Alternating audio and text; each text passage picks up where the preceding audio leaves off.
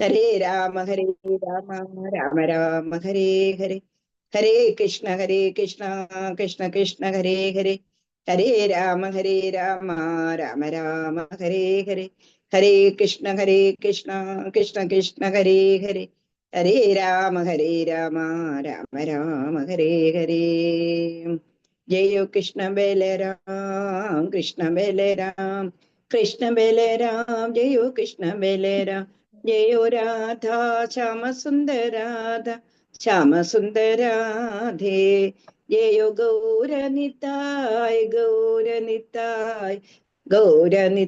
ജയോ ഗൗരനിതായ് ജയോ ജയ പ്രഭുപാൽ ജയോ ജയോ പ്രഭുപാൽ ജയോ ഗുരുദേവ്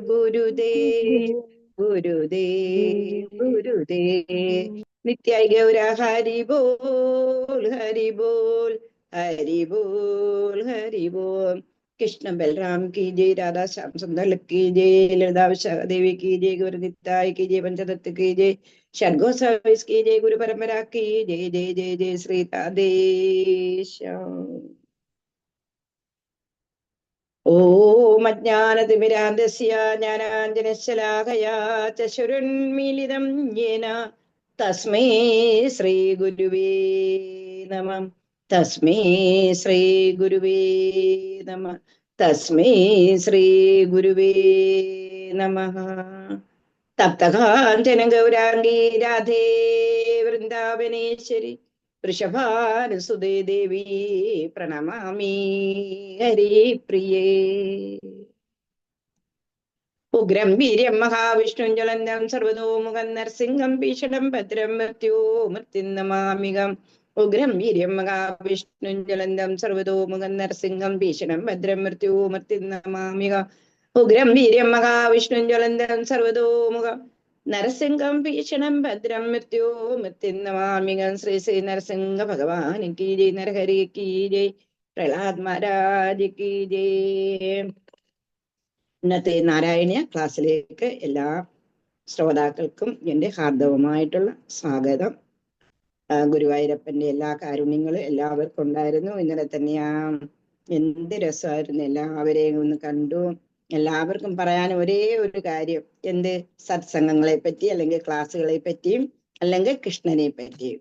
ആ ഒറ്റ ഒരു കാര്യം മാത്രമേ ഉള്ളൂ. നമ്മളിപ്പം തന്നെ കണ്ടു പൈതപ്രഭുവിന്റെ രോദനത്തിന്റെ യാതൊരു ആവശ്യവുമില്ല.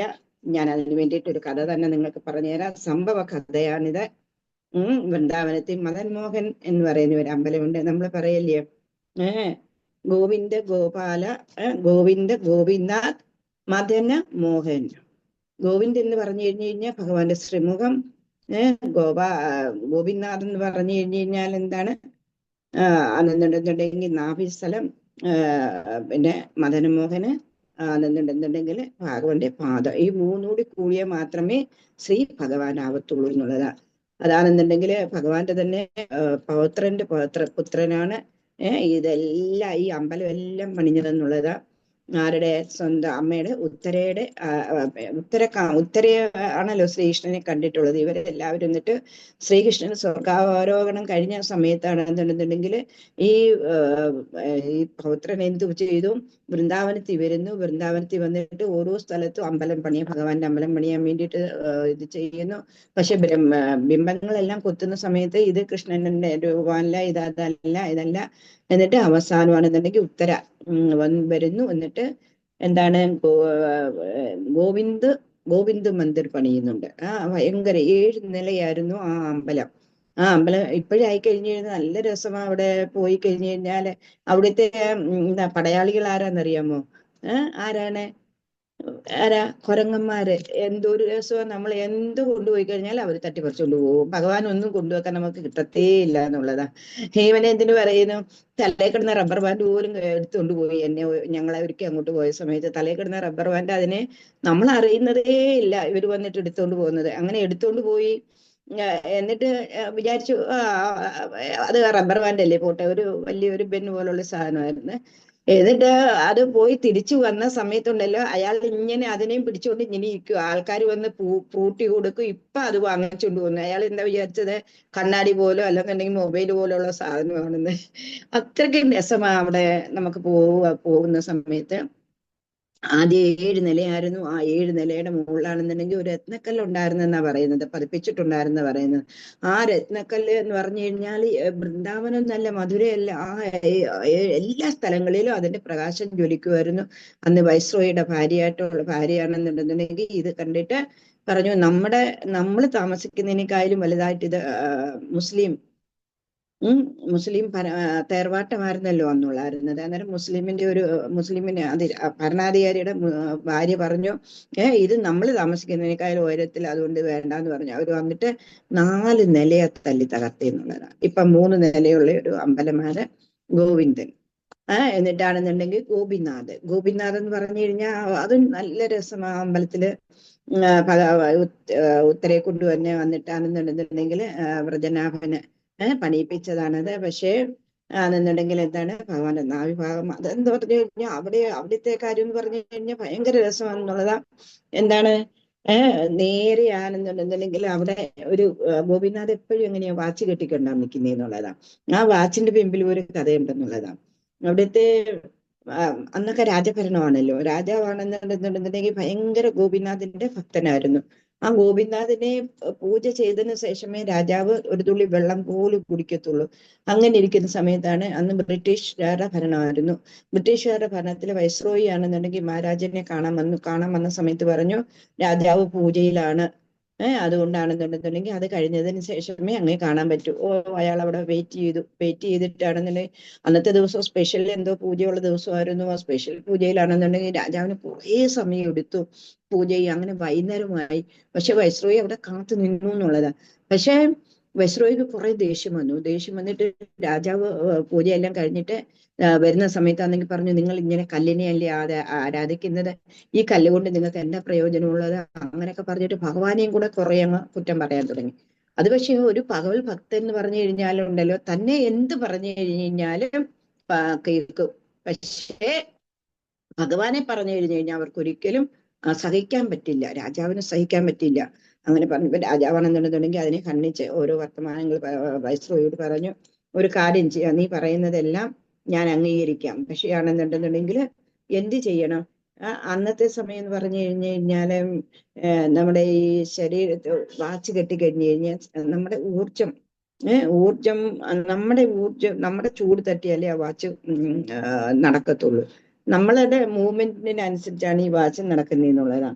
അങ്ങനെ എന്നിട്ട് എന്ത് ചെയ്തു, ഞാനൊരു കാര്യം ചെയ്യാം, എൻ്റെ കയ്യിൽ ഈ വാച്ച് ഉണ്ട്. അന്നേരം മനുഷ്യന്റെ ചൂട് തട്ടി മനുഷ്യൻ പ്രവർത്തിച്ചു കഴിഞ്ഞാൽ ഈ മനുഷ്യൻ മീൻസ് അങ്ങനെയൊക്കെ ഉണ്ട്. നമ്മുടെ ആ മൂവ്മെന്റ്സിനനുസരിച്ച് വാച്ച് ചലിക്കുന്നത്. അതുകൊണ്ട് ഈ വാച്ച് ഞാനാണെന്നുണ്ടെങ്കിൽ നിന്റെ ഗോപിനാഥിന് കെട്ടാം. നീ പറയുന്നല്ലോ ഭഗവാനാണെന്നുണ്ടെങ്കിൽ മണ്ണല്ല, കല്ലല്ല, ഭഗവാനാണ് എല്ലാം എന്നുള്ള നീ പറയുന്നുണ്ടല്ലോ, ഞാൻ അംഗീകരിക്കാം. എൻ്റെ ഈ വാച്ചാണെന്നുണ്ടെങ്കിൽ ഞാൻ കെട്ടിക്കഴിഞ്ഞാൽ മാത്രമേ ഇത് നടക്കത്തുള്ളൂ. അന്നേരം മനുഷ്യന്റെ ചൂട് വേണം ഈ വാച്ചിന് നടക്കാൻ വേണ്ടിയിട്ട്. അതുകൊണ്ട് നീ ഒരു കാര്യം ചെയ്യ്, ഈ ഗോപിനാഥിനെ ഈ വാച്ച് കെട്ടിക്കാൻ പറഞ്ഞു. ഇത് നടക്കുവാണെന്നുണ്ടെങ്കിൽ ഞാൻ അംഗീകരിക്കാം, നിന്റെ വാദഗതികളെല്ലാം സത്യമാണെന്നുള്ളത്. പക്ഷേ എന്ത് ചെയ്തു, വൈസ്രോയിയോട് രാജാവ് ഒന്നും പറഞ്ഞില്ല, വാച്ച് തരാൻ പറഞ്ഞു. വാച്ച് കൊണ്ടുവന്നിട്ട് പൂജാരികളെ കൊണ്ട് ഭഗവാനെ വാച്ച് കെട്ടിച്ചിട്ടാണെന്നുണ്ടെന്നുണ്ടെങ്കിൽ കുറേ ഒരു ദിവസം, 2 ദിവസം, 3 ദിവസം കഴിഞ്ഞിട്ട് വൈസ്രോയി വന്നപ്പോൾ ഈ വാച്ച് നോക്കുന്ന സമയത്ത് അതിന്റെ കറക്റ്റ് ടൈം കാണിക്കുന്നുണ്ടെന്നുള്ളത്. വൈസ്രോയി വിചാരിച്ച്, എന്താ ഇത് എന്നെ കളിപ്പിക്കാനുള്ള വേലയാ, ഇവരെന്തോ ചതി ചെയ്തിട്ടുണ്ട്, അതുകൊണ്ടാണെന്നുണ്ടെങ്കിൽ വൈസ്രോയി എന്ത് ചെയ്തു, ഇത് ഞാൻ അംഗീകരിക്കില്ല, ഞാൻ ഇവിടെ തന്നെ ഉണ്ടാവും, എന്റെ മുന്നിൽ ഇത് നടന്ന് കണ്ടു കഴിഞ്ഞാൽ മാത്രമേ ഞാൻ അംഗീകരിക്കൂ എന്ന് പറഞ്ഞ് അയാൾ എന്ത് ചെയ്തു എന്നറിയാമോ, 3 ദിവസം ആ അമ്പലത്തിൽ തന്നെ അയാൾ കഴിഞ്ഞു എന്നുള്ളതാണ്. അമ്പലത്തിൽ തന്നെ കഴിഞ്ഞ് 3-ാമത്തെ ദിവസം നോക്കുന്ന സമയത്ത് വാച്ചാണെന്നുണ്ടെന്നുണ്ടെങ്കിൽ നടക്കുന്നു, അതിന്റെ യഥാർത്ഥ ടൈം കാണിക്കുന്നു. അയാൾക്ക് ഭയങ്കര ഒരു അതിശയമായി പറഞ്ഞില്ലേ, നിന്റെ ഭഗവാൻ കല്ലാണ്, മണ്ണാണ്, എന്തിനു കൊള്ളാം നിന്റെ ഭഗവാനെ, എന്തിനെങ്കിലും കൊള്ളാമോ എന്നൊക്കെ കുറെ ആക്ഷേപിച്ചായിരുന്നു. അന്നേരം ഭഗവാനോട് മാപ്പ് പറഞ്ഞ അയാൾ ശുദ്ധ ഭക്തനായി എന്നുള്ളതാ. അന്നേരം ഇപ്പോഴും അന്ന് ഈ ഈ ബ്രിട്ടീഷുകാരുടെ തേർവാട്ടത്തിൽ ഈ മുസ്ലിങ്ങളുടെ തേർവാട്ടത്തെ കാലത്ത് എന്ത് ചെയ്തെന്ന് അറിയാമോ? കുറെ അമ്പലങ്ങൾ പൊളിച്ചു എന്നുള്ളതാണ്. 33,000 അമ്പലം പൊളിച്ചു. അന്നേരം അവിടുത്തെ ബ്രാഹ്മണർ എന്ത് ചെയ്തെന്ന് അറിയാമോ? ഈ ഗോപിനാഥ് അങ്ങനെ കുറെ വിഗ്രഹങ്ങളെ എല്ലാം ജയ്പൂർ കരോൾ എന്ന് പറയുന്ന ഒരു സ്ഥലമുണ്ട്. അവിടുത്തെ പണ്ഡിറ്റുമാരാണെന്നുണ്ടെങ്കിൽ ഈ വിഗ്രഹം എല്ലാം കൊണ്ടുപോയി അവിടെ അമ്പലങ്ങളിൽ വെച്ചു എന്നുള്ളതാണ്. അന്നേരം വൃന്ദാവനത്തിലെ മിക്കവാറും ഒറിജിനൽ ഡീറ്റെയിൽസ് എല്ലാം കരോൾ എന്ന് പറയുന്ന സ്ഥലത്താണെന്നുള്ളത്. പിന്നെ ഇപ്പോഴും ആ ഗോപിനാഥന്റെ അമ്പലമുണ്ട്. അമ്പലത്തിലെ ശൃംഗാരം എല്ലാം കഴിഞ്ഞു കഴിഞ്ഞാൽ വാച്ച് കെട്ടി കൊടുക്കും എന്നുള്ളതാണ്. വാച്ച് കെട്ടിയിട്ട് അവിടെ ഗോപിനാഥ് അതാ കരോളി. എന്നിട്ട് അവിടെ വാച്ച് കെട്ടിയാണ് ഗോപിനാഥ് നിൽക്കുന്നത് എന്നുള്ളതാണ്. അങ്ങനെ അത് ഗോപിനാഥ്. പിന്നെ മദനമോഹന്റെ കഥയാണ് ഞാൻ പറയാൻ വരുന്നത്. അന്നേരം ഈ പൈതപ്രഭുവിന്റെ രോദനം തീർക്കാൻ വേണ്ടിയിട്ടാണ് ഞാൻ ഈ കഥ പറയുന്നത്.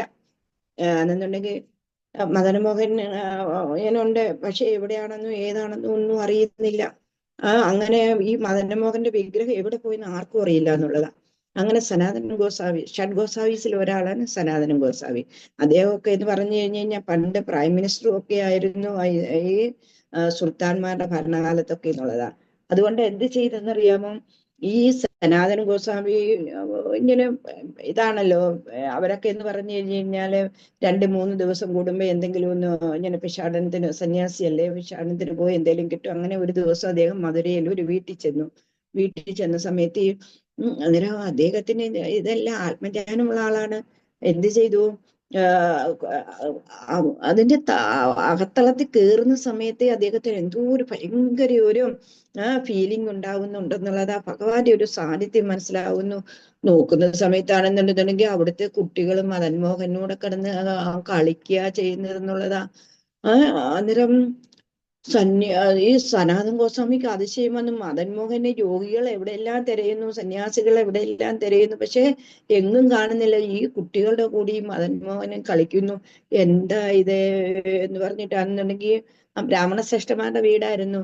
അങ്ങനെ ആ ബ്രാഹ്മണ ശ്രേഷ്ഠനോട് പറഞ്ഞു, ഇത് സാക്ഷാൽ ഭഗവാനാണ് ഇത് സാക്ഷാല് നിങ്ങളുടെ കുട്ടിയുടെ കൂടെ കളിക്കാനുള്ള ആളാണോ ഇത്? അല്ലല്ലോ, നിങ്ങൾക്ക് തന്നെ ഒരു ഇതായി പോവില്ലേ അത്, അതുകൊണ്ടാണെന്നുണ്ടെങ്കിൽ ഇങ്ങനെ വെക്കരുത് എന്നൊക്കെ പറഞ്ഞിട്ട് കുറെ ഇത് പറഞ്ഞു. അന്നേരം എന്ത് ചെയ്തു? ആ ബ്രാഹ്മണൻ പറഞ്ഞു, ഞങ്ങൾക്ക് അറിയില്ലായിരുന്നു ഇത് ഭഗവാനാണെന്നുള്ളത്. കുഞ്ഞുങ്ങളെടുത്ത് കളിക്കുന്നു. അന്നേരം അതിപ്പോ ഞാൻ എന്താ ചെയ്യാൻ പറ്റുന്നത്? ബിംബമായിട്ടാണ് കളിക്കുന്നത്, മനസ്സിലായല്ലേ? ഗോപാലിന്റെ ഇതില്ല ഒരു ബിംബം. മദൻമോഹന്റെ യഥാർത്ഥ ബിംബം ഉണ്ടായിരുന്നല്ലോ, അത് തന്നെയാണ് ഇത്. കുറെ ബിംബങ്ങളെ, കുറെ മൂർത്തികളെയൊക്കെ ഇവിടെ കൊണ്ടുപോയി, കരോളി കൊണ്ടുപോയി അവിടെയാണ് ഇപ്പൊ. പക്ഷെ മദൻമോഹനെ മാത്രം അവർക്ക് എങ്ങും കിട്ടിയില്ല എന്നുള്ളതാ. അന്നേരം മദൻമോഹൻ എന്ത് ചെയ്തു? നേരെ ഈ ബ്രാഹ്മണ ശ്രേഷ്ഠന്റെ വീട്ടിൽ എങ്ങനെയോ വന്നു. പിള്ളേരുമായിട്ട് എങ്ങനെ അന്തസ്സായിട്ട് കളിച്ച് സുഖിച്ച് ജീവിക്കുക അവിടെ. സുഖിച്ച് ജീവിക്കുന്നതെന്ന് പറഞ്ഞു കഴിഞ്ഞാൽ സാധാരണ ഒരു കുട്ടിയെ പോലെ തന്നെ അവിടെ ഭയങ്കര രസമായിട്ട് ജീവിക്കുന്നു. ഇപ്പൊ ഒരുപാട് പേര് ലഡ്ഡു ഗോപാലിനെ വെച്ചിട്ട്, ലഡ്ഡു ഗോപാൽ നമ്മുടെ വീട്ടിൽ വന്ന്, ലഡ്ഡു ഗോപാൽ എന്ന് പറഞ്ഞാൽ കുഞ്ഞൊരു ഉണ്ണിക്കണ്ണന്. എന്നിട്ട് ആ ലഡ്ഡു ഗോപാൽ നമ്മുടെ വീട്ടിൽ വന്നു കഴിഞ്ഞു കഴിഞ്ഞാൽ നമ്മളെല്ലാം മറക്കുക എന്നുള്ളതാണ്.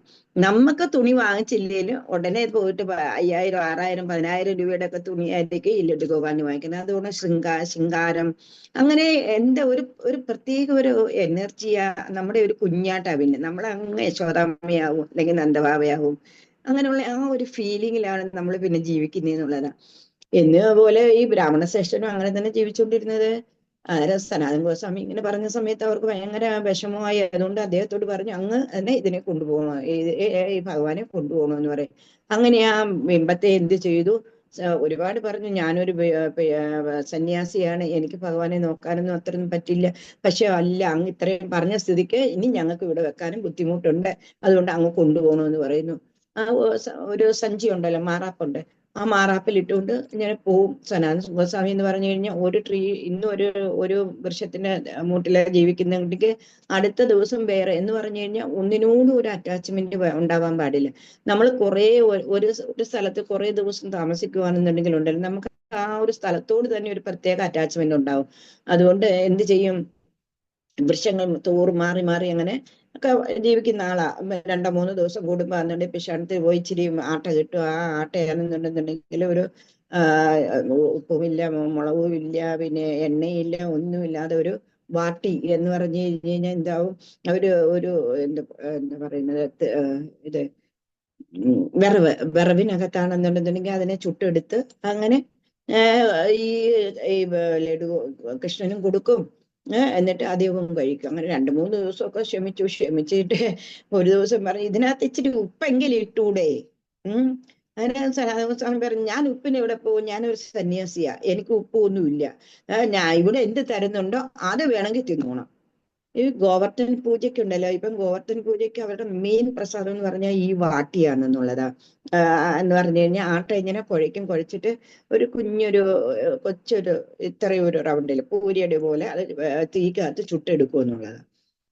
അങ്ങനെ ഭഗവാനും സനാതനസ്വാമിയായിട്ടുള്ള സമാധാനമൊക്കെ നടന്നു. അങ്ങനെ ഇരിക്കുന്ന സമയത്ത് ഈ സനാതന ഗോസ്വാമി എന്ത് ചെയ്യും, കൃഷ്ണനെ ആണെന്നുണ്ടെങ്കിൽ ആ ട്രീയുടെ ബ്രാഞ്ച് ഉണ്ടല്ലോ, അത് അവിടത്തേക്ക് ട്രീ വൃക്ഷങ്ങളെന്ന് പറഞ്ഞു കഴിഞ്ഞാൽ എങ്ങനെ ഒരുപാടങ്ങ് കയറ്റി പോവില്ല. ഭഗവാനും കൂട്ടർക്കും കളിക്കാൻ വേണ്ടിയിട്ട് പടർന്ന് വിശാലമായിട്ടാണ് അവിടുത്തെ വൃക്ഷങ്ങളെ എല്ലാം നമുക്ക് കാണാൻ പറ്റുന്നെന്നുള്ളത്. അങ്ങനെ ഇങ്ങനെ തുണി പോലെ വെച്ചിട്ട് അതെന്നുണ്ടെങ്കിൽ അതിനകത്ത് ഭഗവാൻ ഒരു ഊഞ്ഞാല് പോലെ ഉണ്ടാക്കിയിട്ട് ആ ഊഞ്ഞാലെ കിടത്ത്, എന്നിട്ട് സനാതന ഗോസ്വാമി ഒരിക്കൽ യമുനയുടെ തീരത്ത് പോയിട്ട് അങ്ങനെ ദുഃഖിച്ചിരിക്കുക, ഭഗവാൻ എന്താ കൊടുക്കുക, ഒന്നും കൊടുക്കുക എന്റെ കയ്യിലില്ലല്ലോ എന്നുള്ള ആ ഒരു ദുഃഖത്തിൽ ഇരിക്കുന്ന സമയത്ത് യമുനയെ കൂടെ ഒരു കപ്പൽ വരുന്നു. കപ്പൽ വന്നിട്ടാണെന്നുണ്ടെന്നുണ്ടെങ്കിൽ എന്താ മിഡിലി വന്നപ്പോഴാ കപ്പൽ അവിടെ അങ്ങ് നിൽക്കുക. ഈ സ്ഥലത്ത് വന്ന സമയത്ത് കപ്പൽ നിന്നു. കപ്പൽ നിന്ന് കഴിഞ്ഞിട്ടാണെന്നുണ്ടെന്നുണ്ടെങ്കിൽ എന്തൊക്കെ ചെയ്തിടയ്ക്ക് ആ കപ്പൽ മൂവ് ആവുന്നില്ല. അന്നേരം എല്ലാരും കണ്ടു ഇതേപോലെ ഒരു ബാവ അവിടെ ഇരിക്കുന്നുണ്ട്, ഒരു സന്യാസി അവിടെ ഇരിക്കുന്നുണ്ട്, അദ്ദേഹത്തോട് ചെന്ന് പറയാമെന്ന് പറയും. എല്ലാരും കൂടെ ഇറങ്ങിയിട്ട് ഇദ്ദേഹത്തോട് വന്ന് പറയും. അന്നേരം സനാതന ഗോസ്വാമി പറയും, ഞാൻ ആരുമല്ല, ദേ ഇരിക്കുന്നു, അങ്ങേരോട് പറയാൻ പറയും. കണ്ണനോട് പറയാൻ പറയും. കണ്ണനോട് പറയാൻ പറയുമ്പോ ഭഗവാനെ ചെന്നിട്ട് അവരെല്ലാവരും പ്രാർത്ഥിക്കുന്നു, ഭഗവാനെ ഇതേപോലെ ഇത് കൊണ്ടുപോയി കൊടുത്തിട്ടാണെന്നുണ്ടെന്നുണ്ടെങ്കിൽ അത് കൊണ്ടുപോയി എല്ലാ കാര്യങ്ങളും ഞങ്ങൾ വിചാരിച്ചതുപോലൊക്കെ മംഗളമാക്കി തരണം എന്നുള്ള ആ പ്രാർത്ഥന ചെയ്തു. അന്നേരം ഈ പ്രാർത്ഥന ചെയ്ത് അവര് കപ്പലിൽ ചെല്ലുന്ന സമയത്താണെന്നുണ്ടെന്നുണ്ടെങ്കിൽ യാതൊരു പ്രയാസം കൂടാതെ കപ്പൽ മൂവായി അവർ വിചാരിച്ചതിനേക്കാളും സക്സസ് ആയി ആ ബിസിനസ് അവര് തിരിച്ചു വന്നിട്ടാണെന്നുണ്ടെന്നുണ്ടെങ്കിൽ സനാതന ഗോസ്വാമിയോട് ചോദിക്കും, എന്താ ഞാൻ ചെയ്യേണ്ടത്, ഞങ്ങൾ എന്താണ് അങ്ങേക്ക് വേണ്ടിയിട്ട് ചെയ്യേണ്ടത്? ഞാൻ നേരം പറയും, എനിക്ക് വേണ്ടിയിട്ട് ഒന്നും ചെയ്യണ്ട, ദാ ഇരിക്കുന്നു, ഇദ്ദേഹത്തെ എനിക്കൊരു അമ്പലം പണിയിച്ചിട്ട് അവിടെ ഇരുത്തണമെന്ന് പറയും.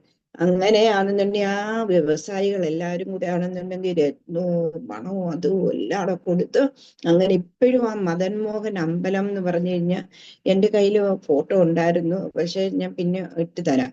മദൻ മോഹൻ അമ്പലം എന്ന് പറഞ്ഞു കഴിഞ്ഞാൽ അന്ന് പണിഞ്ഞ ആ മദൻ മോഹൻ അമ്പലം ഇപ്പോഴും അവിടെ ഉണ്ടെന്നുള്ളതാ.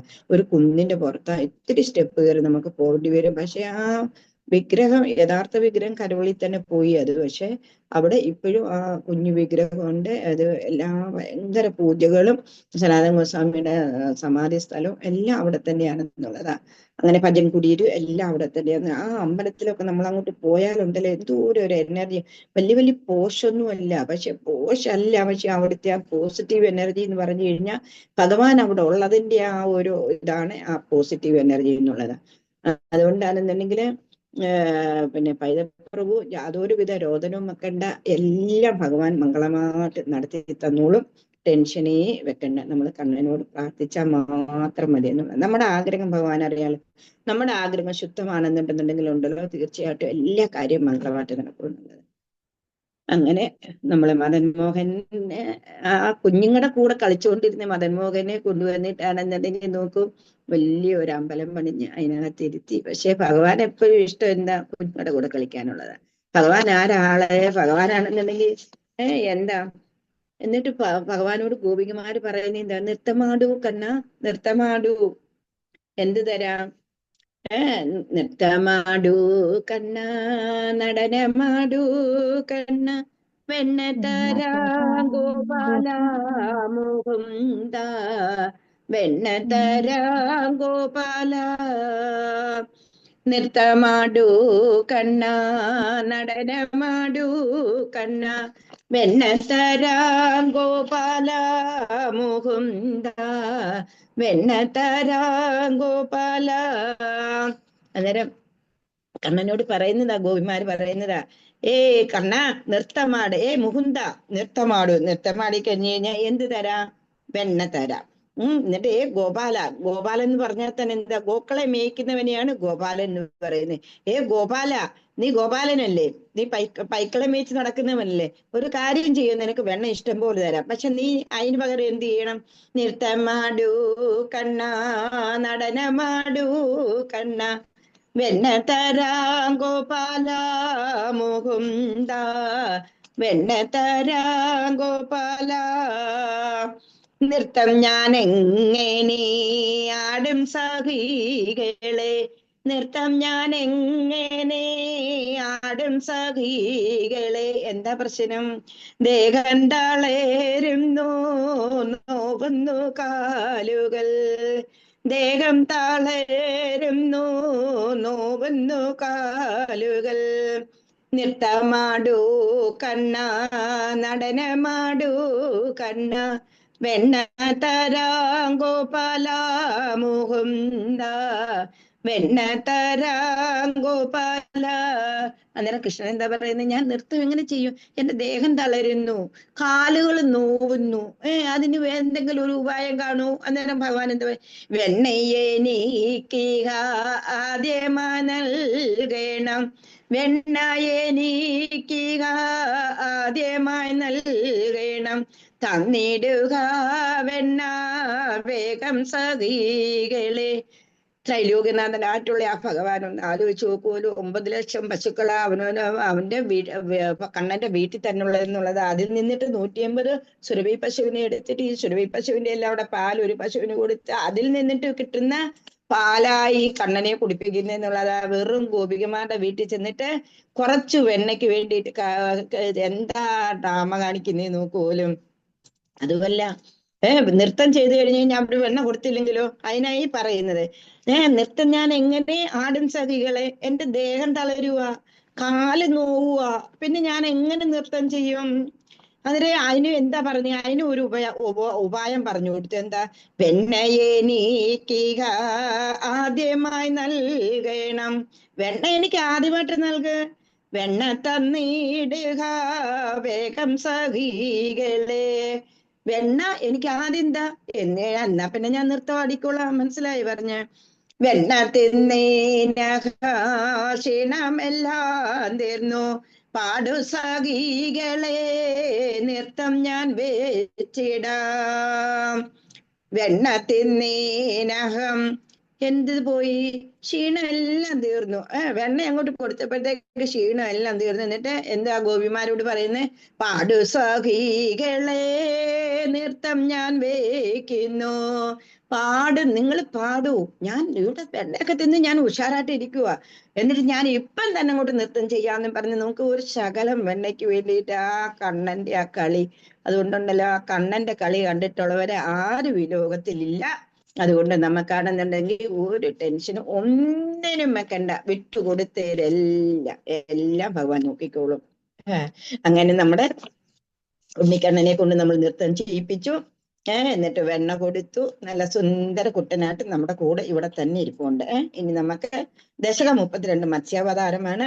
ആ മത്സ്യാവതാരത്തിന്റെ കഥയെന്ന് പറഞ്ഞു കഴിഞ്ഞാല് ആ കഥ എന്താണ് എല്ലാവർക്കും അറിയായിരിക്കുമല്ലോ അല്ലേ? ഉറങ്ങിപ്പോയോ? എല്ലാരും വിട്ടുപോയോ? ഇല്ല ഇല്ല, എല്ലാരും ഉണ്ട്, എല്ലാരും ഉണ്ട്. ഹരേ കൃഷ്ണ. ഹരേ കൃഷ്ണ പറഞ്ഞു. ഹരേ കൃഷ്ണ. ഹരേ കൃഷ്ണ. ഹരേ കൃഷ്ണ. ഹരേ കൃഷ്ണ. അങ്ങനെ നമുക്ക് കാണുന്നുണ്ടെന്നുണ്ടെങ്കിൽ നമ്മൾ ആദ്യമേ എല്ലാവരും കേട്ടിട്ടുള്ളത് എന്താണ്? മത്സ്യാവതാരം ആദ്യത്തെ അവതാരം എന്നാ അല്ലേ? പക്ഷേ ഈ പട്ടതിരിപ്പാട് നമുക്ക് എത്രാമത്തെ ദശകത്തിലെ മത്സ്യാവതാരത്തെ കൊണ്ടുവന്നിരിക്കുന്നത് നോക്കൂ. ആദ്യം എത്രയോ അവതാരം കഴിഞ്ഞു. മത്സ്യാവതാരം എന്തിനു വേണ്ടിയിട്ടാണ്? ഹയഗ്രീവനിൽ നിന്നിട്ട് വേദം വീണ്ടെടുക്കാൻ വേണ്ടിയിട്ടാണ് ഭഗവാന് മത്സ്യാവതാരം എടുത്തത്. അതിന്റെ ആദ്യം മുതലുള്ള കഥ ഞാൻ പറയാം. കൃതമാല എന്ന നദിയില്, അതിന്റെ നദീതടത്തിലുണ്ടല്ലോ, ആരാണ് കുളിക്കാൻ പോയിരിക്കുന്നത്? ദ്രവിഡ രാജാവായ സത്യവ്രത മുനി. ആരാ? പണ്ടുള്ളവരൊക്കെ ഉണ്ട്. എങ്ങനെയാണോ മുനിമാർ രാജാവായിരിക്കും, പക്ഷെ അവരെങ്ങനെയുള്ള രാജർഷികളായിരിക്കും.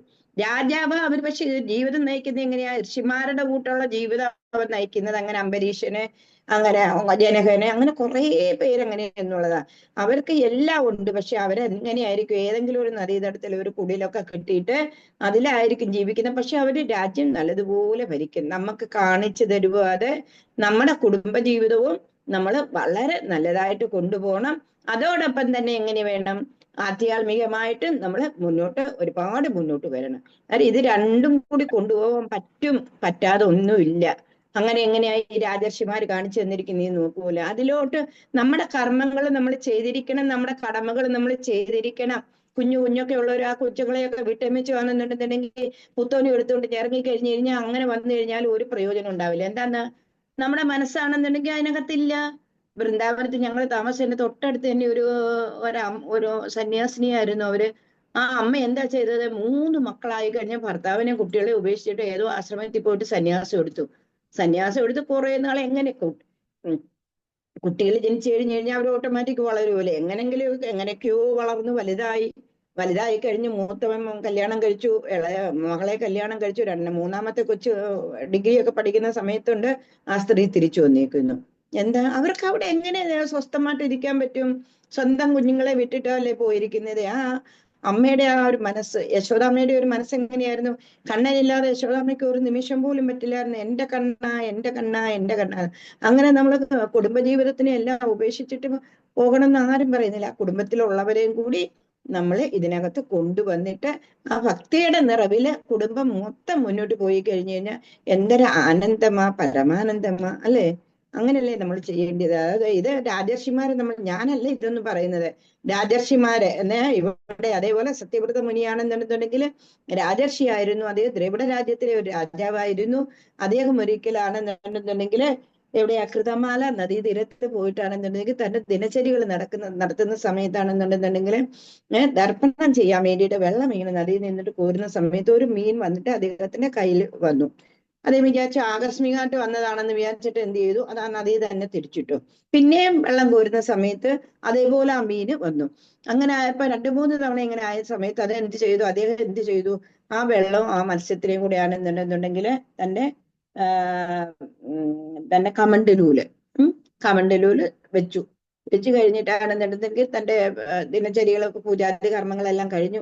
കമണ്ടലു വെള്ളം പിന്നെ നദിയിൽ ഒഴിക്കുന്ന സമയത്ത് പിന്നെ ഈ മീനിങ്ങനെ വരുന്ന സമയത്ത് എന്തോ ഇതിനകത്തുണ്ടെന്ന് കരുതിയിട്ട് അദ്ദേഹം കമണ്ടലൂരിൽ ആ മീനെ വെച്ചിട്ട് നേരെ വീട്ടിൽ കൊണ്ടുപോയിട്ടാണെന്നുണ്ടെന്നുണ്ടെങ്കിൽ അതിനെ ഒരു കമണ്ടലൂന്ന് മാറ്റിയിട്ടാണെന്നുണ്ടെങ്കിൽ ഒരു കലത്തിലോട്ട് ഇട്ടപ്പോഴും ഈ മത്സ്യം വളർന്നുകൊണ്ടേ ഇരിക്കുക.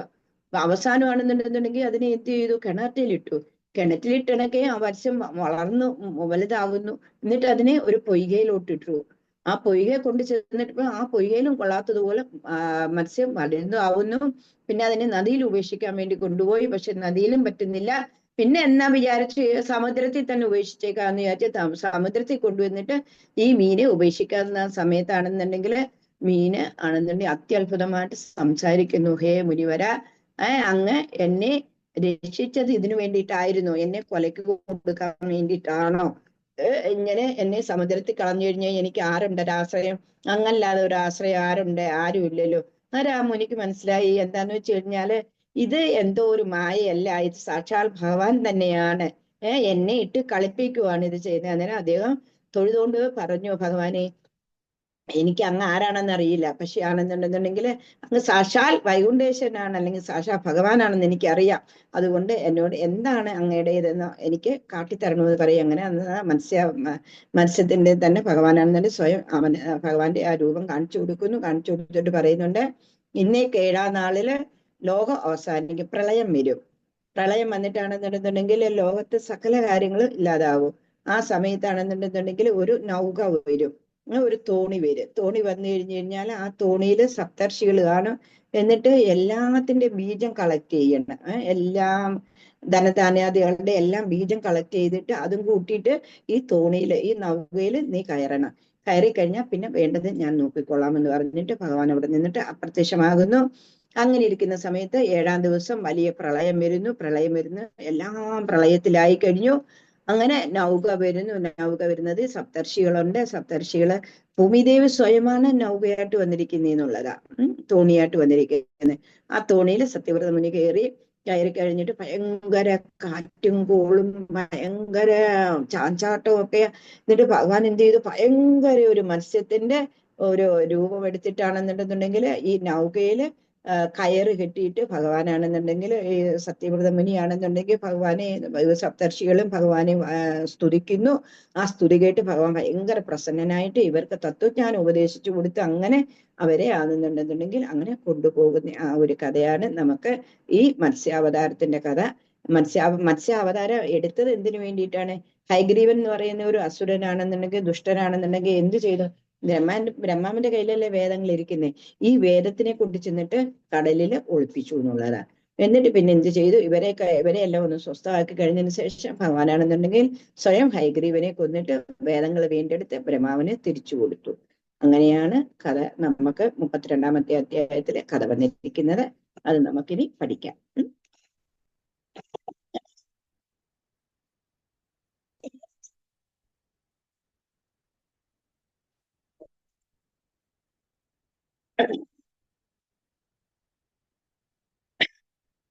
എങ്ങനെയുണ്ട്?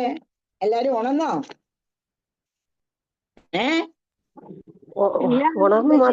എല്ലാവരും ഭയങ്കര കൂർക്കമലിയൊക്കെ കേട്ടല്ലോ ഇതിനകത്ത്. ഭയങ്കരമായിട്ട് കൂർക്കമലിയൊക്കെ കേട്ടായിരുന്നു ഞാന്.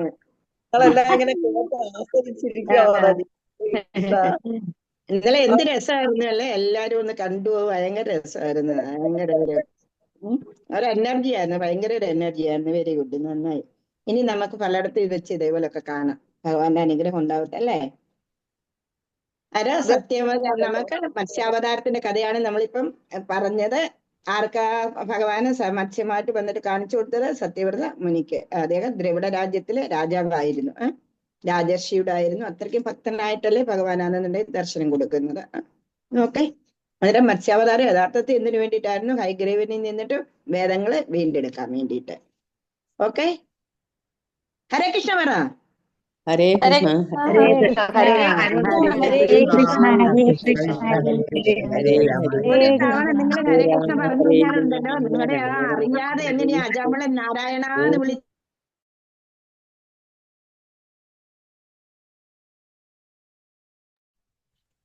നാരായണാന്ന് വിളിച്ചതുപോലെയാണെന്നുണ്ടെന്നുണ്ടെങ്കിൽ നമ്മളും അറിയാതെ ഭഗവാന്റെ നാമം വന്നു കഴിഞ്ഞു കഴിഞ്ഞാൽ നമുക്ക് എന്തെല്ലാം പുണ്യമാ കിട്ടുന്നതെന്ന് അറിയാമോ? അതിനായി പറയുന്നത്. ഓക്കെ, ഹരിവോ. ഹരേ കൃഷ്ണ.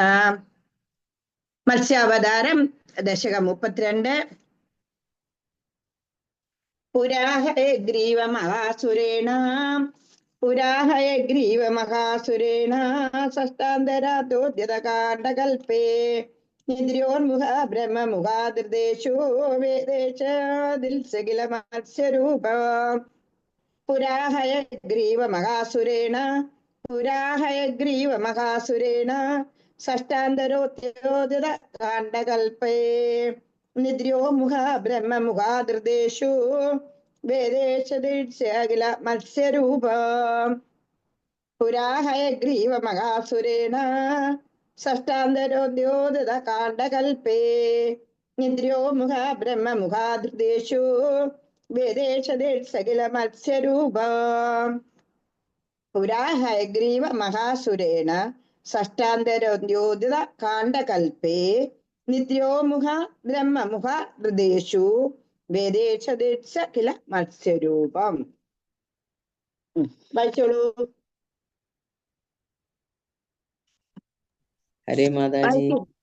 പുരാഹയഗ്രീവ മഹാസുരേണ ഷഷ്ടാന്തര ഉദ്യോത കാണ്ഡകൽപേ നിദ്രോ മുഖ ബ്രഹ്മ മുഖാദ്യേഷു വേദേശ്വതിൽ സകില മത്സ്യരൂപം.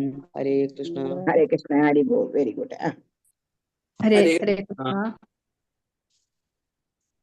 ഹരേ കൃഷ്ണ. ഭഗവതേ വാസുദേവായ. പുരാഹയഗ്രീവ മഹാസുരേണ ഷഷ്ടാന്തരാന്തോദ്യത കാണ്ഡകൽപേ നിദ്രോ മുഖ ബ്രഹ്മ മുഖാദ്യേഷു വേദേഷു ദിൽസാകില മത്സ്യരൂപം. ഹരേ കൃഷ്ണ. ഹരേ കൃഷ്ണ. വായിച്ചോളൂ അടുത്താണ്. ഹരേ കൃഷ്ണ. പുരാ ഹരേ കൃഷ്ണ. ഹരേ കൃഷ്ണ. വായിക്കേ. പുരാ ഹയഗ്രീവ മഹാസുരേണ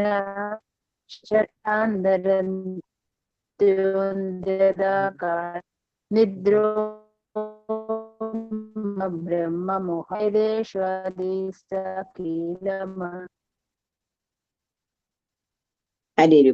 ഹരേ കൃഷ്ണ. വേറെ ഒരാളോട് വായിക്കാൻ തുടങ്ങിയാന്ന് വായിച്ചോളൂ. ഹരേ കൃഷ്ണ. പുരാ ഹയഗ്രീവ മഹാസുരേണ ഷഷ്ടാന്തരോന്തക കാണ്ഡകൽപേ നിദ്രോന്മുഖ ബ്രഹ്മമുഖാധൃതേഷു വേദേഷു കില മത്സരൂപം. ഹരേ കൃഷ്ണ. ഒരു പ്രവചൂടെ വായിക്കേ. ഹരേ കൃഷ്ണ. പുരാ ഹയഗ്രീവ മഹാസുരേണ ഷഷ്ടാന്തരാന്തോദ്യതകാണ്ഡകൽപേ നിദ്രോന്മുഖാ ബ്രഹ്മമുഖാധൃതേഷു വേദേഷു കില മത്സ്യരൂപം. ഹരേ കൃഷ്ണ. ഒരു പ്രവചൂടെ വായിക്കേ. ഹരേ കൃഷ്ണ. പുരാ ഹയഗ്രീവ മഹാസുരേണ ഷഷ്ടാന്തരോദ്യത കാണ്ഡകൽപേ നിദ്രോന്മുഖ ബ്രഹ്മ മുഖാധൃതേഷു വേദേഷു മത്സ്യരൂപം. ഹരേ കൃഷ്ണ. പുരാ ഹയഗ്രീവ മഹാസുരേണ, ഒരു മഹാസുരനായിട്ടുള്ള ഹയഗ്രീവൻ എന്ന് പേരുള്ള ഒരു അസുരൻ ഉണ്ടായിരുന്നു. അവൻ ആരായിരുന്നു? ഷഷ്ടാന്തരോദ്യോത കാണ്ഡകൽപേ, 6ാമത്തെ ചക്ഷുസും മന്വന്തരത്തില് ഒടുവിൽ എന്തായി? ബ്രഹ്മാവ് എന്ത് ചെയ്തു? നിദ്രോമുഖ ബ്രഹ്മമുഖാദിദേശു, നിദ്രയിലാകാൻ പോയ ബ്രഹ്മാവിന്റെ മുഖത്ത് നിന്നിട്ട് എന്തെടുത്തു? വേദങ്ങളെ അപകരിച്ചു. ആര്? ഹയഗ്രീവന്. അതിനെ വീണ്ടെടുക്കാൻ വേണ്ടിയിട്ട് മത്സ്യരൂപം, അതിനെ വീണ്ടെടുക്കാൻ വേണ്ടിയിട്ട് അങ്ങ് മത്സ്യരൂപം സ്വീകരിച്ചുവല്ലോ. പുരാ ഹയഗ്രീവ മഹാസുരേണ ഷഷ്ടാന്തരോദ്യോതത കാണ്ഡകൽപേ നിദ്രോ മുഖ ബ്രഹ്മമുഖാദിദേശു വേദേശ മത്സ്യരൂപം. സത്യവൃതസ്യ തമിളാദിഭർത്തോ നദീജലേ തർപ്പയത്തദാനീം കരാഞ്ചലോ സഞ്ജലിതാകൃതിസ്തം ദർശത കഞ്ചന ബാലമീനഃ. സത്യവൃതസ്യ തമിളാദിഭർത്തോ നദീതലേ തർപ്പയതസ്തദാനീം കരാഞ്ചലോ സഞ്ജലിതാകൃതിസ്തം അദർശത കഞ്ചന ബാലമീനഃ. സത്യവൃതസ്യ തമിളാദിഭർത്തൃഃ നദീജലേ തർപ്പയതസ്തദാനീം കരാഞ്ചലോ സഞ്ജലിതാകൃതിസ്തം അദർശത കഞ്ചന ബാലമീനഃ. സത്യവ്രതസ്യ തമിളാദിഭർത്തൃഃ നദീജലേ തർപ്പയതസ്തദാനീം കരാഞ്ചലോ സഞ്ജലിതാകൃതസ്തം അദർശത കച്ചന ബാലമീനഃ. വായിക്കാമല്ലോ, അത്ര പാടില്ല. സത്യവ്രതസ്യ ദ്രമിളാധിപത്രോർ നദീജലേ തർപ്പയതസ്തദാനീ കരാഞ്ചലോ സഞ്ചലിതാകൃതിത്വം അദൃശ്യത കച്ചന ബാലമീന. ഹരേ കൃഷ്ണ. നെക്സ്റ്റ്. ഹരേ കൃഷ്ണ. നമോ ഭഗവതേ വാസുദേവായ. സത്യാവ്രതസ്യ ദ്രമിളാധിപത്യോ നദീജലേ തർപ്പയതസ്തദാനീ കരാഞ്ചലോ സഞ്ജലിതാകൃതിസ്തോ മദൃശ്യത ബാലമീന. വന്നു കഴിഞ്ഞാൽ ആ വായിക്കണം. അദർശത കക്ഷന ബാലമീന. അതേപോലെ നമ്മള് നാരായണത്തിൽ എന്താ പറയുക? സർവത്ര ഗോവിന്ദനാമസങ്കീർത്തനം ഗോവിന്ദ. കേട്ടോ? സർവത്ര ഗോവിന്ദനാമ സങ്കീർത്തനം ഗോവിന്ദ ഗോവിന്ദ. ഇനി അടുത്ത ആൾക്കാർ.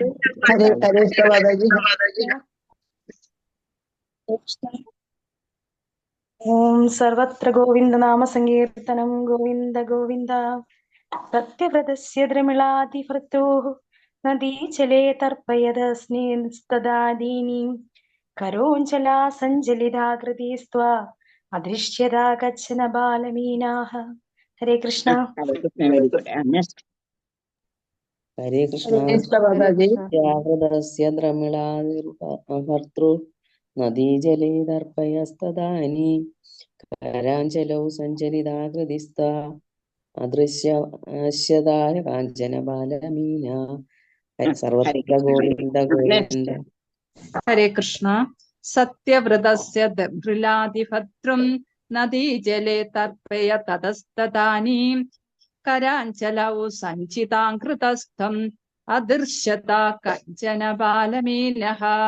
ഹരേ കൃഷ്ണ. സത്യവ്രത ആരെങ്കിലും വായിക്കാനുണ്ടോ? ഇനി വായിച്ചോളൂ. ഹരേ കൃഷ്ണ. സത്യവ്രതസ്യ നദീജലേ തർപ്പതയ തസ്തദാനീം കരാഞ്ചലൗ സഞ്ചലിതാകൃതിസ്ത്വ അദൃശ്യതാ കഞ്ചന ബാലമീനാഃ.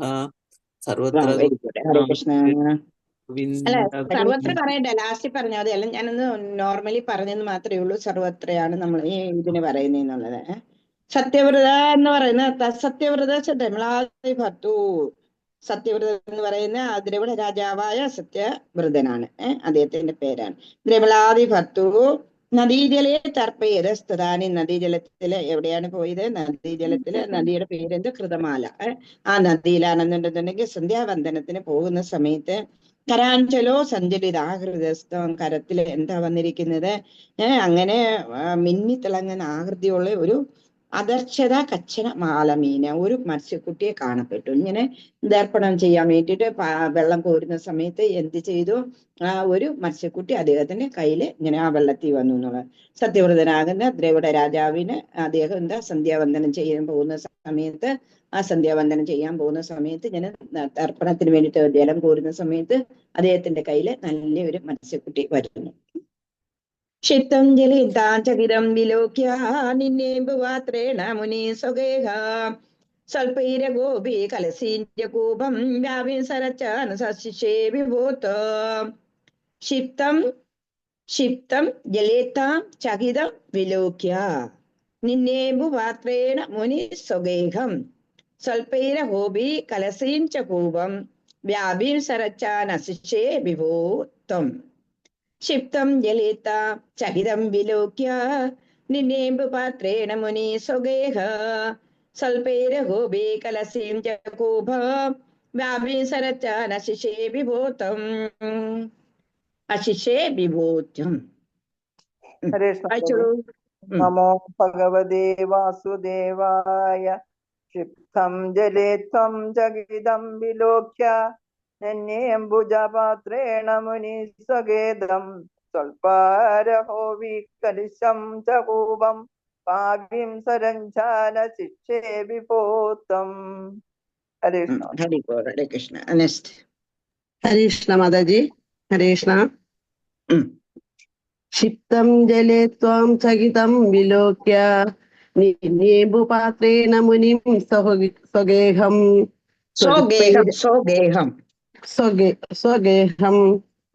സ്വൽപൈരഹോവീം കലശീം ച കൂപം വാപീം സരച്ഛാനശിഷേ വിഭൂത്വം. ഹരേ കൃഷ്ണ. ഹരേ കൃഷ്ണ.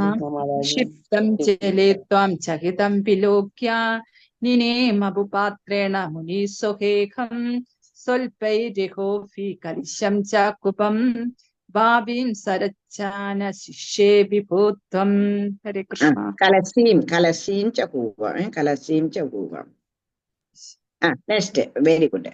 നെക്സ്റ്റ്.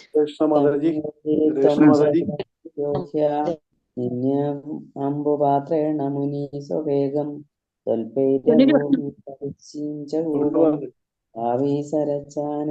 ശിശേ വിഭൂത്വം. ഹരേ കൃഷ്ണ മാതാജി. ഹരേ കൃഷ്ണ. നെക്സ്റ്റ്. ഹരേ കൃഷ്ണ മാതാജി. ഹരേ കൃഷ്ണ മാതാജി. ക്ഷിപ്തം ജലേ ത്വം ചകിതം വിലോക്യ നിന്നേംബുപാത്രേ മുനി സ്വഗേഹം സ്വൽപൈരഹോഭി കലശീം ജഗോപം വാവീം സരശാന ശിഷേ വിഭൂത്വം. ഹരിബോൾ. സുനിൽ, എങ്ങനെയുണ്ട്? സുഖമാണോ? ചെറുതായിട്ട് മാറ്റമുണ്ട്. സ്ട്രെയിൻ എടുക്കാൻ പറ്റുമോ? ഇപ്പൊ വായിക്കാൻ പറ്റുമോ? സംസാരം കുറയ്ക്കണം എന്നാ പറഞ്ഞേക്കുന്നത്. ആണോ? എന്നാ വായിക്കണ്ട, കേട്ടോണ്ടിരുന്നോ? ഈശ്വര, ഞങ്ങളുടെ എല്ലാം പ്രാർത്ഥന ഉണ്ടായിരുന്നു സുനിലിന്റെ കൂടെ തന്നെ. ഭയങ്കര സന്തോഷമായി, എനിക്ക് കണ്ണ് നിറയുന്ന സന്തോഷമായി എന്നുള്ളതാ. ശരി മാതാജി. വിസിറ്റേഴ്സിന് അലൗഡ് ആണോ? ഒരാഴ്ച കൂടെ കഴിഞ്ഞിട്ടൊക്കെ ഇപ്പം ഒരാഴ്ച കൂടെ നോർമലായിട്ട് കഴിഞ്ഞിട്ട്. വരുന്നുണ്ട്. അതെ അതെ, ശ്രദ്ധിക്കൂ കേട്ടോ. ഭയങ്കര സന്തോഷമായി ഭഗവാനെ. നമ്മുടെ എല്ലാം പ്രാർത്ഥനയായിരുന്നു. ഞാനാണെന്നുണ്ടെങ്കിൽ പറഞ്ഞില്ലേ സുനിൽ, ഇതേപോലെ ബ്ലോക്ക് വന്നിട്ടാണെന്നുണ്ടെങ്കിൽ വലിയൊരു ഓപ്പറേഷൻ ആയിരുന്നു. അതിൽ നിന്നെല്ലാം ഭഗവാൻ രക്ഷിച്ച് ഇവിടെ കൊണ്ടുവന്നു. ഒരു 1.5 മാസം, എനിക്ക് തോന്നുന്നു രണ്ടാഴ്ചയോളം ആശുപത്രി തന്നെയായിരുന്നു. 2 ആഴ്ചയല്ല, അതിലൊക്കെ കൂടുതൽ ആശുപത്രി തന്നെയായിരുന്നു ആള്. പക്ഷെ ഭഗവാന്റെ അനുഗ്രഹം കൊണ്ട് ഇവിടെ വരെ വന്നു. ഇപ്പൊ എല്ലാം പൂർണ്ണമായിട്ട് സുഖമായി.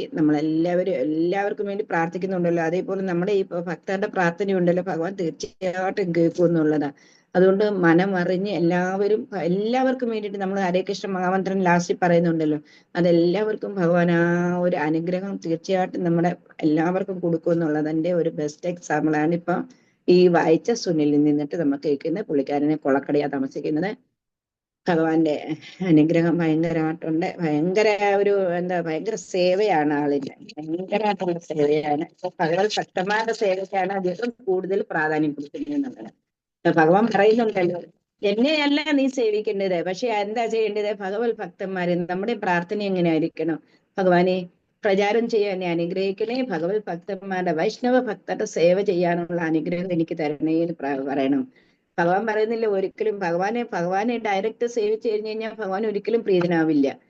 ഭഗവാന്റെ ഭക്തന്മാരെ നമ്മൾ സേവിക്കുക എന്നുള്ളതാ വേണ്ടുന്നത്. അതുകൊണ്ടാണ് പറയുന്നത്, ഇങ്ങനെയൊക്കെയുള്ള എന്തെങ്കിലുമൊക്കെ പ്രോഗ്രാമുകൾ ഉണ്ടെന്നുണ്ടെങ്കിൽ, ഇന്നലെ തന്നെ നൂറിനാട്ട് തന്നെ ആ പ്രോഗ്രാം എന്ന് പറഞ്ഞു കഴിഞ്ഞാൽ പ്രോജി തന്നെ എത്ര ഇതായിട്ടാണ് നമുക്ക്, എത്ര പ്രായമുള്ള മനുഷ്യനെ എന്നാൽ പോലും എന്ത് ആദരവോടുകൂടി ആ വൈഷ്ണവരെ സ്വീകരിച്ചിരുത്തുന്ന അത് കണ്ടപ്പം തന്നെ കണ്ണ് വല്ലാതെ നിറഞ്ഞു പോയെന്നുള്ളത്. എന്ന് പറഞ്ഞു കഴിഞ്ഞാൽ അവർക്കൊക്കെ അറിയാം എങ്ങനെയാണ് ഭഗവത് പ്രീതി പ്രാപിക്കേണ്ടതെന്നുള്ളത്. ഇപ്പൊ നമ്മൾ തന്നെ ഞാൻ പറഞ്ഞിട്ടുണ്ട്, വൃന്ദാവനത്തിലാണെന്നുണ്ടെങ്കിൽ ആദ്യം ആരുടെ ആരതി ചെയ്യുന്നതെന്നറിയാമോ? ഗുരുവിന്റെ ആരതി. ശീലപ്രഭുപാദിന്റെ ആരതി കഴിഞ്ഞതിന് ശേഷം മാത്രമേ വൃന്ദാവനത്തില് കൃഷ്ണബൽറാം, രാധാശ്യാം സുന്ദർ, ഗൗരനിത്തായി ഉണർത്തത്തുള്ളൂ എന്നുള്ളതാണ്. അത് കഴിഞ്ഞിട്ടാണ് ഗുരുവിന്റെ ആരതി കഴിഞ്ഞിട്ടാണ് ഭഗവാൻ ആരതി എന്നുള്ളത്. അന്നേരം ശാസ്ത്രം അറിയാഞ്ഞിട്ടാണ് അവരങ്ങനെ ചെയ്യുന്നത്. ശാസ്ത്രത്തിനനുസരിച്ച് തന്നെ നമ്മൾ ജീവിക്കണം. അതുകൊണ്ട് ഭഗവത് ഭക്തന്മാരുടെ സേവയാണ് മെയിനായിട്ടുള്ളത്. അതിന്റെ ബെസ്റ്റ് എക്സാമ്പിൾ ആണ് ഈ സുനിൽ എന്ന് പറയുന്ന ആ പ്രഭുജി. നമുക്ക് എല്ലാവർക്കും എല്ലാ നന്മകളും എപ്പോഴും ആ ഭാര്യയും ഭർത്താവും കുടുംബം ആഗ്രഹിക്കുന്ന ഒരാളാണ്. നമുക്കും അവർക്ക് വേണ്ടിയിട്ട് വളരെ ഇതായിട്ട് എന്താ പറയുന്നത്, ഹൃദയപൂർവ്വം നമുക്കും പ്രാർത്ഥിക്കണം തീർച്ചയായിട്ടും. ഭയങ്കര സന്തോഷമായി എനിക്ക് സുനിന്റെ സൗണ്ട് കൂട്ടിയിട്ട്. ക്ഷിപ്തം ജലേത്താൻ ചകിതം വിലോക്യ നിന്നേമ്പ് പാത്രേണ മുനി സ്വഗേഹം. എന്നിട്ട് എന്ത് ചെയ്തു? കൈത്തളത്തില് വന്നിരിക്കുന്ന ആ മീനിയാണെന്നുണ്ടെന്നുണ്ടെങ്കിൽ ആദ്യം എന്തായി? കമണ്ടലൂരിട്ടു. കമണ്ടലൂരിൽ നിന്നിട്ടാണെന്നുണ്ടെന്നുണ്ടെങ്കിൽ പിന്നെ കമണ്ടലൂരിട്ടിട്ട് സ്വഗേഹം പോയി, സ്വന്തം കുടുംബത്തിൽ പോയി എന്ന് പറഞ്ഞ ആശ്രമത്തിലാണ് താമസിക്കുന്നതെന്ന് ഓർത്തോണം. രാജാവാ, പക്ഷെ ആശ്രമത്തിലാണ് താമസിക്കുന്നത്. ഞാൻ പറഞ്ഞില്ലേ രാജർഷികൾ അങ്ങനെയാണെന്നുള്ളത്. പിന്നെ എന്ത് പറ്റി? സ്വൽപ്പൈര ഭൂമി കുറച്ചു നേരം കഴിഞ്ഞ സമയത്താണെന്നുണ്ടെന്നുണ്ടെങ്കിൽ അതിനെ അതൊന്നും കമണ്ടലിലൊന്നും പറ്റുന്നില്ല. പിന്നെ ഒരു കലത്തിലിട്ടു, പിന്നെ കൂപത്തില് അതിലും പറ്റാവുന്നതുകൊണ്ട് കിണറ്റി കൊണ്ടിട്ടു. എന്നിട്ടോ രാവിലെ സരച്ചാൻ അശിഷേ വിഭൂത്ത്. ഇതിലൂടെ ഒന്നും നടക്കാത്തത് കൊണ്ടാണെന്നുണ്ടെങ്കിൽ പിന്നെ ആദ്യമാണെന്നുണ്ടെങ്കിൽ കമണ്ടലു, പിന്നെ കുടത്തിൽ നിന്നിട്ട് കിണറിൽ നിന്നിട്ടാണെന്നുണ്ടെന്നുണ്ടെങ്കിൽ കുളത്തിൽ കൊണ്ടുപോയി, കുളത്തിൽ നിന്ന് പിന്നെ സരസ്സിൽ കൊണ്ടുപോയി, പൊയ്കെ കൊണ്ടുപോയിട്ടു. അവിടെയും പറ്റാതെ നദിയിൽ കൊണ്ടിട്ടു. നദിയിലും പറ്റാഞ്ഞിട്ട് പിന്നെ എവിടെ കൊണ്ടുപോടുക? സമുദ്രത്തിലേക്ക് കൊണ്ടുപോവുക ചെയ്യുന്നത്. എല്ലായിടത്തും മത്സ്യം ഇങ്ങനെ വളരുക എന്നുള്ളത് വലിയ അത്ഭുതമാണ് രാജാവിന് തോന്നിയതെന്നുള്ളത്. യോഗപ്രഭവതാജ്ഞയായുനീരസ്തം മുനിനാപയോധി പൃഷ്ടോ മുന കൽപദുമീന സപ്താഹമാസേ ദിവനന്യയാസി. യോഗപ്രഭവതാജ്ഞയൈവാനീരസ്തം മുനിനാപയോധി പൃഷ്ടോ മുന കൽപദുമീന സപ്താഹമാസേ ദിവനന്യയാസി. യോഗപ്രഭവാത് ഭവതാജ്ഞയൈവ നീതസ്തം മുനിനാപയോധി പിഷ്ടോ മുന കൽപദുമീന സപ്താഹമാസേതി വദന്യയാസി. യോഗപ്രഭാവാത് ഭവതാജ്ഞയൈവ നീതസ്തം മുനിനാപയോധി പിഷ്ടോ മുന കൽപ്പദിശുമേന സപ്താഹമാസേതി വദന്നയാസി യോഗ പ്രഭാവാത് ഭവദാജ്ഞയൈവ നീതത്തദസ്തം മുനിനാപയോധി പിഷ്ടോ മുന കൽപ്പദിശുമേന സപ്താഹമാസേതി വദന്നയാസി. വായിച്ചാട്ടെ. ഹരേ കൃഷ്ണ. യോഗപ്രഭാവദ്ഭവദാജ്ഞയൈവ നീതസ്തദത്വം മുനീനപയോതി പൃഷ്ടോ മുനി കൽപ്പതി ദൃശ്യുമേനം സപ്താഹമാസേതി പതനയാസി. ഹരേ കൃഷ്ണ. ഹരേ കൃഷ്ണ. ഓ നമോ ഭഗവതേ. യോഗ പ്രഭാവാത് ഭവദാജ്ഞയൈവ നീതസ്തദസ്ത്വം മുനിനാപയോധി പൃഷ്ടോ മുനാ കൽപ്പതി ദൃക്ഷുമേനം സപ്താഹമാസേതി വദന്നയാസി.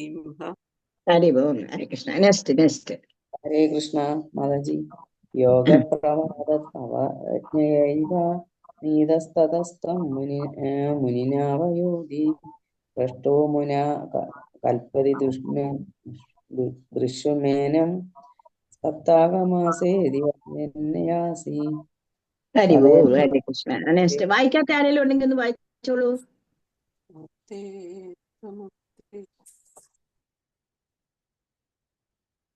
ഹരേ കൃഷ്ണ. വായിക്കൂ. ഹരേ കൃഷ്ണ മാതാജി. ഹരേ കൃഷ്ണ. നമോ ഭഗവതേ.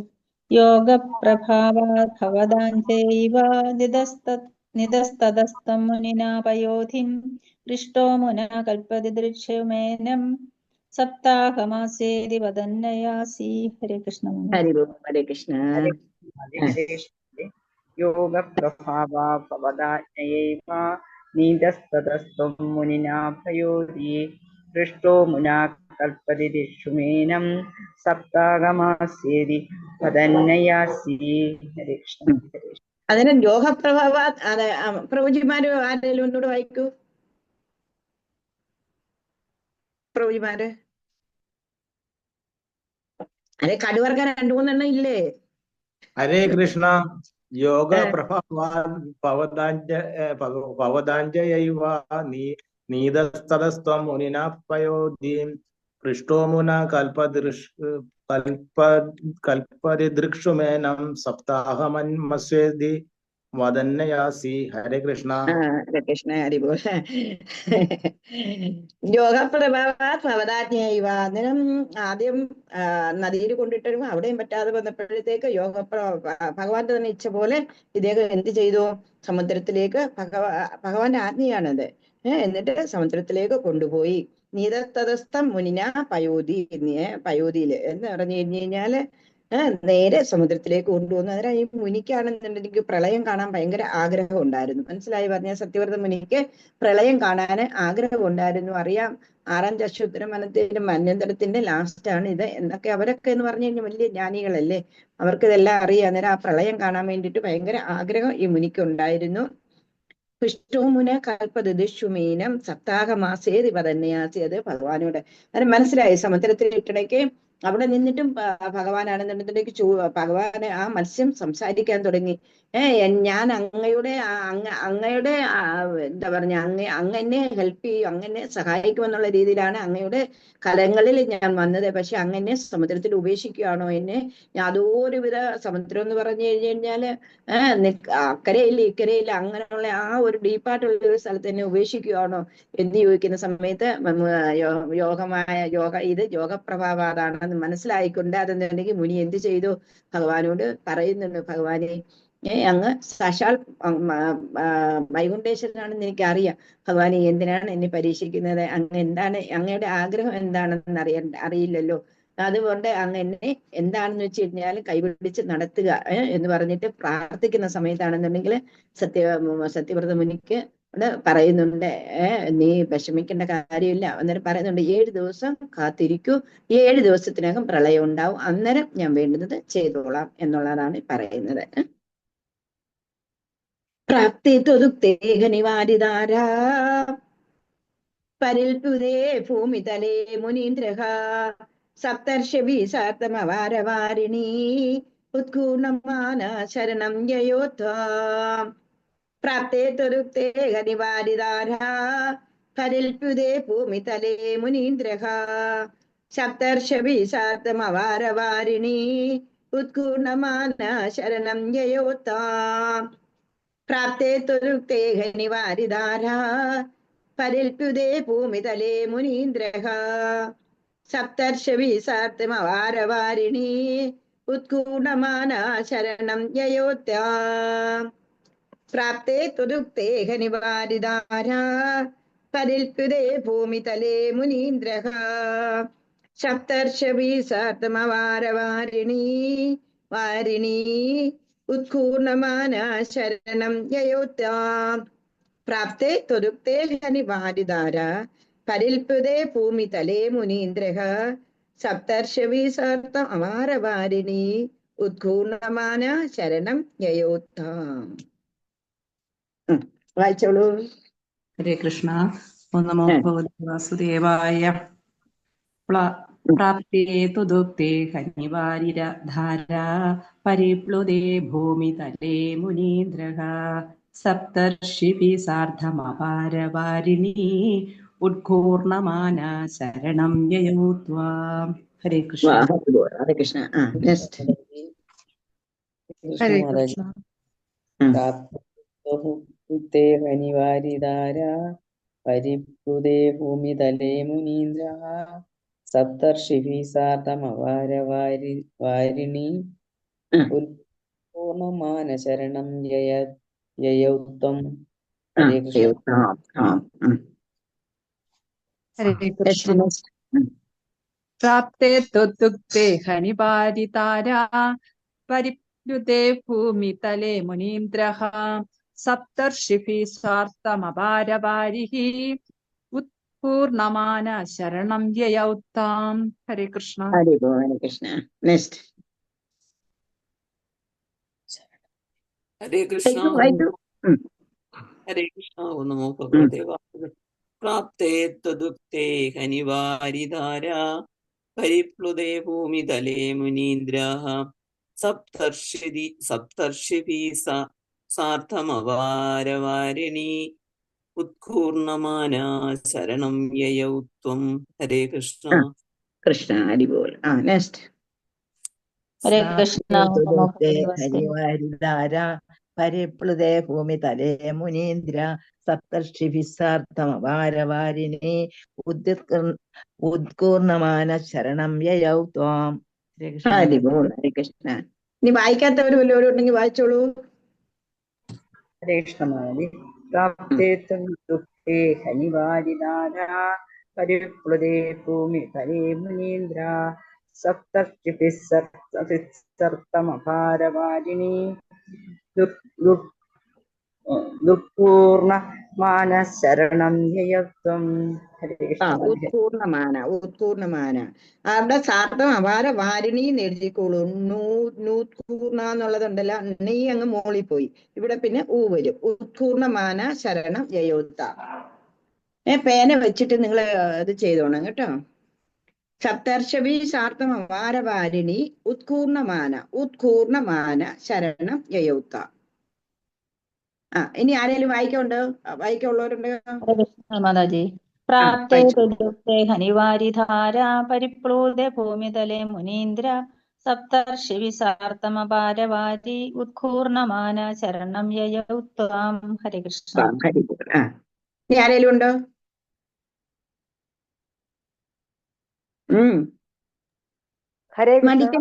പറഞ്ഞിട്ടുണ്ട്. പ്രാപ്തേ ത്വദുക്തേ ഖനിവാരിധാരാ പരിപ്ലുതേ ഭൂമിതലേ മുനീന്ദ്ര സപ്തർഷിഭിः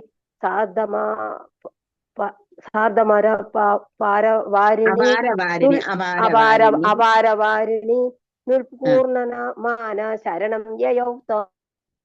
അവിടെ ആ മായ എന്നുള്ളിടത്ത് ആയാക്കിക്കോ കേട്ടോ. സാർത്ഥം അപാര വാരിണി. സാർത്ഥം അപാര വാരിണി. അതുകൊണ്ടാണ് ഞാൻ പറയുന്നത്, ഒരു പേന കൈവച്ചോണം. ഞാൻ വായിക്കുന്ന സമയത്ത് നിങ്ങൾ അതിനെ കറക്റ്റ് ചെയ്ത് വെക്കോണം. സപ്തർഷഭി സാർത്ഥം അപാരവാരിണി. നേരത്തെ പറഞ്ഞില്ലേ, ഒരു തോണി വരും. ആ തോണിയിലാണെന്നുണ്ടെങ്കിൽ സപ്തർഷികൾ കാണും. തോണി ആരാണ്? ഭൂമിദേവി തന്നെയാണ് നൗക തോണിയായിട്ട് വന്നിരിക്കുന്നത്. അതിനകത്ത് സപ്തർഷികൾ കാണും. എന്നിട്ട് എല്ലാവിധ ബീജങ്ങളും കൊണ്ടാണെന്നുണ്ടെന്നുണ്ടെങ്കിൽ നീ അതിനകത്ത് കയറണം, പിന്നുള്ളത് ഞാൻ നോക്കിക്കൊള്ളാമെന്ന് ഭഗവാൻ പറയുന്നുണ്ടല്ലോ, അതാണ് ഈ പറയുന്നത്. പ്രാപ്തേ ത്വരുക്തേ ഖനിവാരിധാര പരിൽപ്യുതേ ഭൂമിതലേ മുനീന്ദ്ര. ആദ്യം പറഞ്ഞു 7 ദിവസത്തിനുള്ളിൽ പ്രളയം കാണണമെന്ന് പറഞ്ഞു. ആര് പറഞ്ഞു? സത്യവ്രതി മുനി പറഞ്ഞു. പറഞ്ഞപ്പോ 7 ദിവസം കാത്തിരിക്കാൻ പറഞ്ഞു. 7 ദിവസം കഴിഞ്ഞപ്പോ മഹാപ്രളയം വന്നു. എല്ലാ ഭൂമി മൊത്തവും ആണെന്നുണ്ടെങ്കിൽ പ്രളയത്തിൽ മുങ്ങി. എപ്പോഴാണെന്നുണ്ടെന്നുണ്ടെങ്കിൽ ഒരു തോണി വരുന്നു. ആ തോണിയിൽ സപ്തർഷികൾ ഇരിക്കുന്നുണ്ട്. ആ സപ്തർഷികൾ ഇരിക്കുന്ന സമയത്ത് സപ്തർഷി പരിപ്ലതേ ഭൂമി തലേ മുനീന്ദ്ര. അന്നേരം ഭൂമിദേവി തന്നെ തോണിയായിട്ട് മുനീന്ദ്രന്റെ അടുത്ത് വരുന്നു. എന്നിട്ട് അതിനകത്ത് ആരാ ഉള്ളത്? സപ്തർഷി സാർത്ഥം അമാരവാരിണി. എന്നിട്ട് സപ്തർഷികൾ അതിനകത്തുണ്ട്. എന്നിട്ട് ഉത്കൂർണമാന ശരണം യയോത്തു. അങ്ങനെ കരകാണാത്ത പ്രളയജലത്തിൽ ചുറ്റി തിരിയുന്ന സമയത്ത് ഭഗവാൻ വേറെ ആരാ ഉള്ള ആശ്രയം? വേറെ ആരും ഇല്ലല്ലോ ആശ്രയം. ശരണം യയോത്താം, അങ്ങനെ തന്നെ ശരണം പ്രാപിച്ചിട്ടാണെന്നുണ്ടെങ്കിൽ ഈ തോണിയിൽ കയറുവാണ് സത്യവ്രത മുനി ചെയ്യുന്നത്. ഇത്രയും വെച്ചിട്ട് നമുക്കിവിടെ ഇത് മനസ്സിലാവുന്നുണ്ടോ? എന്തിനു വേണ്ടിയിട്ടാ? യഥാർത്ഥത്തിലാണെന്നുണ്ടെങ്കിൽ ഭഗവാന് മത്സ്യാവതാരം എടുത്ത് ഹയഗ്രീവനാല് മോഷ്ടിക്കപ്പെട്ട വേദത്തിനെ എന്നുണ്ടെങ്കിൽ വീണ്ടെടുത്തിട്ട് ബ്രഹ്മാവിന് കൊടുക്കാൻ വേണ്ടിയിട്ടാണ്. എന്നിട്ട് അതിന്റെ ഇടയ്ക്കാണ് ഇങ്ങനെ ഒരു കഥയും കൂടി വരുന്നത്. സത്യവ്രത മുനി എന്ന് പറയുന്ന ദ്രവിഡ രാജാവ് അദ്ദേഹമാണെന്നുണ്ടെന്നുണ്ടെങ്കിൽ സന്ധ്യാതർപ്പണത്തിന് വേണ്ടിയിട്ട് നദീജലത്തിൽ പോകുന്ന സമയത്ത് അദ്ദേഹത്തിന്റെ കൈക്കുമ്പിളിൽ ഒരു മത്സ്യക്കുട്ടി വരുന്നു. ആ മത്സ്യക്കുട്ടിയാണെന്നുണ്ടെന്നുണ്ടെങ്കിൽ 2-3 തവണ നദിയിലിട്ടണെങ്കിൽ അത് പിന്നെയും രാജാവിന്റെ കൈത്തടത്തിൽ വരുന്നു. എന്താ ഭഗവാന്റെ ആ ഒരു കളിയാണെന്ന്, അത്രയ്ക്കും വലിയ ഭക്തനാണെന്ന് വെച്ചോ. എന്നിട്ട് അദ്ദേഹം എന്ത് ചെയ്തു? എന്തോ ഇതിലാണെന്ന് പറഞ്ഞിട്ട് കമണ്ടിലും ആ വെള്ളം മത്സ്യത്തിനോട് ഇട്ടു. മത്സ്യത്തിനെ കൊണ്ട് വീട്ടിൽ വന്നപ്പോ അതങ്ങ് വലുതാവാൻ തുടങ്ങിയപ്പോ ഒരു കലത്തിൽ സൂക്ഷിച്ചു വെച്ചു. കലത്തിലിട്ടിട്ട് അതിനെ വെക്കുന്നു. എന്നിട്ട് അവിടെയും പറ്റാഞ്ഞിട്ട് പിന്നെ കിണറ്റിൽ കൊണ്ടിടുന്നു. കിണറ്റിലും പറ്റാഞ്ഞിട്ടാണെന്നുണ്ടെങ്കിൽ പിന്നെ ഇവിടെ കൊണ്ടുപോകുന്നത് പൊയ്കയിൽ കൊണ്ടിടുന്നു. പൊയ്കയിലും പറ്റാഞ്ഞിട്ട് നദിയിൽ കൊടുക്കുന്നു. അവിടെയും പറ്റുന്നില്ല. ഇങ്ങനെ ദിവസങ്ങൾ കഴിയുന്തോറും ഇതിന് ഭയങ്കരമായിട്ട് അങ്ങ് വലുതാവുന്ന സമയത്താണ് സമുദ്രത്തിൽ കൊണ്ടുപോവാ. എന്നാൽ സമുദ്രത്തിലേക്ക് വിട്ട് കളയാം ആ മത്സ്യത്തിനെ എന്നുള്ള രീതിയിൽ സത്യവ്രത മുനി മത്സ്യത്തിനെ കൊണ്ട് സമുദ്രത്തിൽ പോകുന്ന സമയത്താണ് മത്സ്യം അത്ഭുതപൂർവമായിട്ട് സംസാരിക്കുന്നു. അന്നേരം തന്നെ സത്യവ്രത മുനി കൈകൂപ്പി പറയുന്നു, ഭഗവാനെ അങ്ങയുടെ ലീലയാണിത്, എന്തായി കഴിഞ്ഞാലും എന്നോട് പറയണമെന്ന് പറയുന്നു. അന്നേരം പറയുന്നു സത്യവ്രത മുനി ഭഗവാൻ തന്നെ പറയുന്നുണ്ട്, മഹാപ്രളയം വരാൻ പോവുകയാണ്. ഭൂമിദേവി തോണിയായിട്ട് വരും. അന്നേരം ഈ യോഗീന്ദ്രൻ ഈ സത്യവ്രത മുനിക്കും പ്രളയം കാണണമെന്ന് ഒരാഗ്രഹം ഉണ്ടായിരുന്നു. ആ ആഗ്രഹം ഭഗവാൻ സാധിച്ചു കൊടുക്കുക ഇവിടെ ചെയ്യുന്നത്. ഞാൻ പറയും, നീ 7 ദിവസം നീ കാത്തിരിക്കൂ. ആ 7 ദിവസം കഴിഞ്ഞിട്ടാണെന്നുണ്ടെങ്കിൽ നിനക്ക് വേണ്ടുന്ന കാര്യം ഞാൻ പറഞ്ഞു തരാമെന്ന് പറയും. ആ 7 ദിവസം കഴിയുമ്പോ പ്രളയം വരുന്ന സമയത്താണെന്നുണ്ടെന്നുണ്ടെങ്കിൽ ആ പ്രളയത്തിൽ മുനി പേടിച്ച് ഭയപ്പെട്ടിരിക്കുന്ന സമയത്ത് എന്താ വരുന്നത്? ഒരു വലിയൊരു തോണി വരുന്നു. തോണിയിൽ അദ്ദേഹത്തിനെയും കയറ്റുന്നു. അതിനകത്ത് സപ്തർഷികളായിരുന്നു ഉള്ളായിരുന്നത്. എന്നിട്ട് ആ തോണി ഇനി മുന്നോട്ട് വലിച്ചുകൊണ്ട് പോകുന്നത് ആരാണെന്നുള്ളത് അടുത്ത ക്ലാസ്സിൽ നമുക്ക് കാണാം. ഇത്രയും പറഞ്ഞുകൊണ്ട് നമുക്ക് ഇന്നത്തെ ക്ലാസ് ഇവിടെ അവസാനിപ്പിക്കാം.